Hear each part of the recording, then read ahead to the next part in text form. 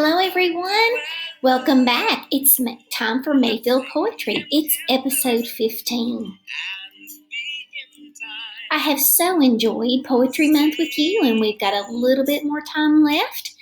And today we're going to finish up our discussion of Robert Frost. Let me tell you a little bit about my first exposure to Robert Frost.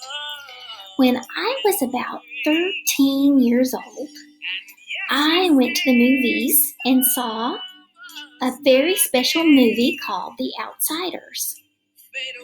When I was 13, going to the movies was a pretty big deal.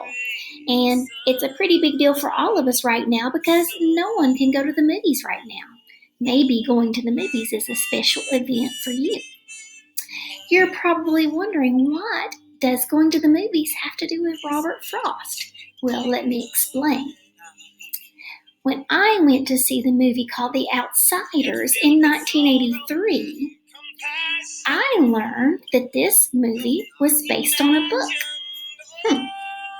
Well, that sent me on the road to reading. I didn't read as much before this, and so reading this book changed my reading world. It opened up a whole new world of young adult literature for me, and so I began reading the book The Outsiders by S.E. Hinton right after I saw this movie. And S.E. Hinton is a very interesting person.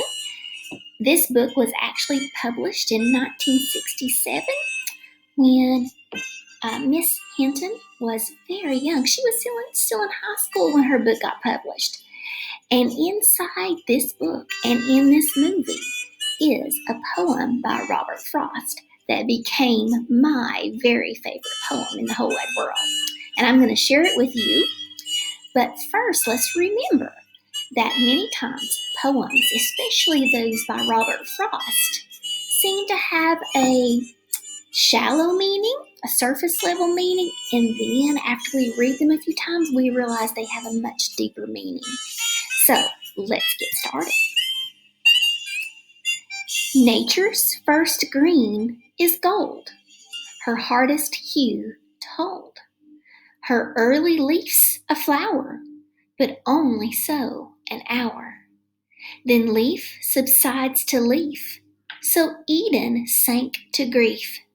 So dawn goes down to day, nothing gold can stay. And that's by Robert Frost. To some of you, it may seem a little confusing when you read this poem. It is talking about nature. It looks like it's talking about nature's first green. Maybe that's spring. It also talks about dawn goes down to day, leaf subsides to leaf, nothing gold can stay. That sounds like a sad poem. It sounds like things don't stay the same. Spring can't stay forever, can't it? Day can't stay forever, can't it? Nothing gold can stay. That sounds a little sad, and you may wonder why that's my favorite poem. But it reminds me to enjoy things while they last, because things don't stay the same. Things change, and it helps me remember all the wonderful things that I get to enjoy, and I have to remember they may not always stay the same. So that's why this is one of my favorite poems. And after watching that movie and reading that book, I committed this poem to memory, and maybe you can do the same. If you would like to see the segment of the movie in which the character recites this poem to his friend, you can check out YouTube and watch that 2-minute segment of the movie. And maybe when you're older, maybe when you're about 13, you'd like to read the book The Outsiders as well. And check out some other S.E. Hinton books as well. So I hope you enjoyed my favorite Robert Frost poem.